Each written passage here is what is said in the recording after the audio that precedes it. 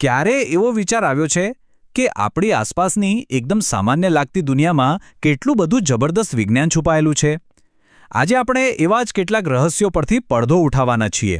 રોજિંદા જીવનની વસ્તુઓ પાછળનો સાયન્સ જાણીને કદાચ આશ્ચર્ય પણ થશે. તો ચાલો આ મજેદાર સફર શરૂ કરીએ. તો આ સવાલ છે ને, એનો જવાબ આપણને અણુઓથી લઈને આખા બ્રહ્માંડ સુધીની એક સફર પર લઈ જાય છે. સાચું કહું ને તો વિજ્ઞાન બધે જ છે. અને આજે આપણે એના કેટલાક મુખ્ય સિદ્ધાંતોને એકદમ સરળ અને મનોરંજક ઉદાહરણોથી સમજવાની કોશિશ કરીશું. તો ચાલો શરૂઆત કરીએ જીવનના સૌથી મૂળભૂત કોડથી. દરેક સજીવ, પછી એ નાનો હોય કે મોટો, એની અંદર એક આખી સૂચના માર્ગદર્શિકા હોય છે. અને આ જ કોડ નક્કી કરે છે કે એ કેવો દેખાશે અને શું કરશે.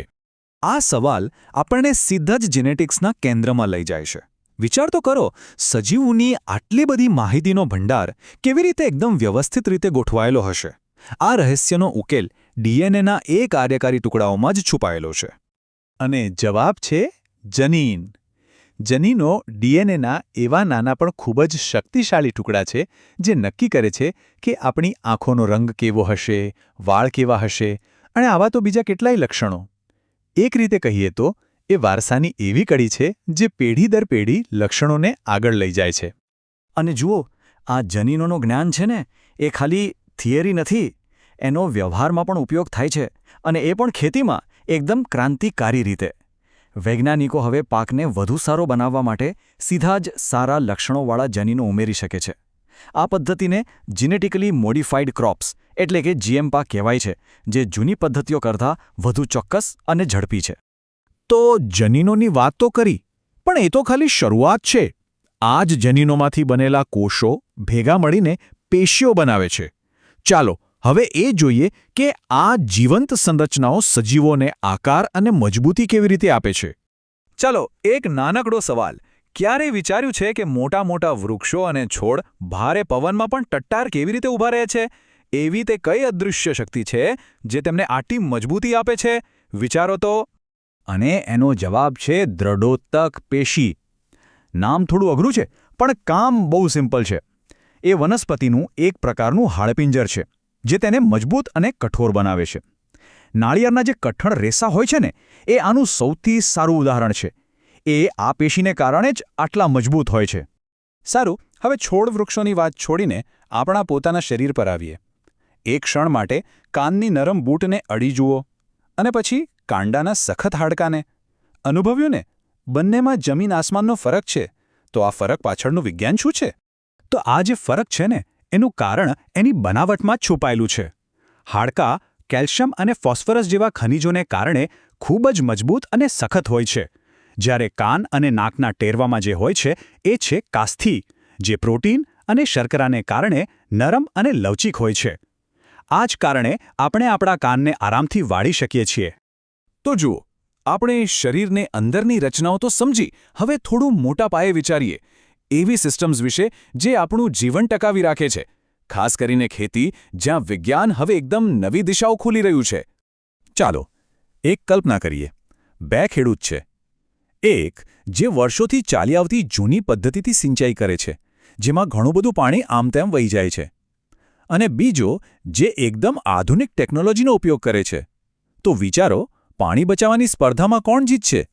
સવાલ બહુ સીધો છે, પણ આજે જ્યારે આખી દુનિયા પાણીની તંગી સામે ઝઝૂમી રહી છે, ત્યારે આ સવાલ પહેલાં કરતાં અનેક ગણો વધુ મહત્વનો બની જાય છે. ખેતીમાં પાણીનો કાર્યક્ષમ ઉપયોગ કેવી રીતે થઈ શકે? અને જવાબ એકદમ સ્પષ્ટ છે: આધુનિક ટેકનોલોજી. કારણ કે ટપક અને ફુવારા સિંચાઈ જેવી પદ્ધતિઓ છે ને, એ જાદુ જેવું કામ કરે છે. એ પાણીનું દરેક ટીપું વેડફાયા વગર સીધું છોડના મૂળ સુધી પહોંચાડે છે. આનાથી પાણીનો બગાડ તો અટકે જ છે, પણ ઓછા પાણીમાં વધુ પાક મેળવી શકાય છે. આ ખરેખર એક મોટી ક્રાંતિ છે. પણ માની લો કે પાણીનો પ્રોબ્લેમ સોલ્વ થઈ ગયો. શું પછી ખેડૂતો માટે બધું સરળ છે? ના, બિલકુલ નહીં. પાકને બીજા પણ ઘણા જોખમોનો સામનો કરવો પડે છે. ચાલો એ જૈવિક અને અજૈવિક પડકારોને પણ જરા સમજી લઈએ. જુઓ, પાકના દુશ્મનો મુખ્યત્વે બે પ્રકારના હોય છે. એક છે જૈવિક, એટલે કે જીવંત દુશ્મનો, જેમ કે કીટકો, રોગો ફેલાવતા બેક્ટેરિયા અને વાયરસ, કે પછી ઉંદરો? અને બીજા છે અજૈવિક દુશ્મનો, એટલે કે કુદરતી પરિબળો, જેમ કે ખૂબ વધારે ગરમી, ઠંડી કે પછી દુષ્કાળ. આ બંને પરિબળો ખેડૂતની આખી મહેનત પર પાણી ફેરવી શકે છે. સારું, હવે પૃથ્વીની બધી ચિંતાઓ મૂકીને ચાલો એક લાંબી, બહુ લાંબી છલાંગ મારીએ, સીધા અવકાશમાં, અને ભૌતિકશાસ્ત્રના એક મૂળભૂત સિદ્ધાંતને સમજીએ. હવે એક મસ્ત કલ્પના કરો. માની લો કે તમે તમારા મિત્ર સાથે ચંદ્રની સપાટી પર ચાલી રહ્યા છો અને અચાનક એ તમને જોરથી બૂમ પાડે છે. શું થશે? શું અવાજ સંભળાશે? જવાબ આપતા પહેલા જરા વિચારજો. જવાબ છે ના, એક અક્ષર પણ સંભળાશે નહીં. પણ આવું કેમ? આની પાછળનું વિજ્ઞાન શું છે? આની પાછળનું વિજ્ઞાન બહુ જ રસપ્રદ છે. જુઓ, 3 સિમ્પલ સ્ટેપ્સમાં સમજીએ. પહેલી વાત, ધ્વનિના તરંગોને આગળ વધવા માટે કોઈને કોઈ માધ્યમની જરૂર પડે છે. હવા, પાણી કે કોઈ નક્કર વસ્તુ. બીજી વાત, ચંદ્ર પર કોઈ વાતાવરણ જ નથી, ત્યાં તો શૂન્યાવકાશ છે.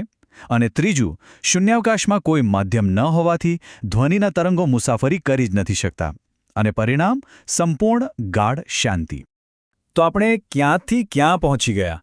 જનીનોની સૂક્ષ્મ દુનિયાથી લઈને ચંદ્રની એ ભવ્ય શાંતિ સુધી. આ બતાવે છે કે વિજ્ઞાનની અજાયબીઓ આપણી આસપાસ બધે જ છે. આ તો ખાલી એક નાનકડી ઝલક હતી. હજુ તો એવા અસંખ્ય રહસ્યો છે જે આપણી શોધની રાહ જોઈ રહ્યા છે.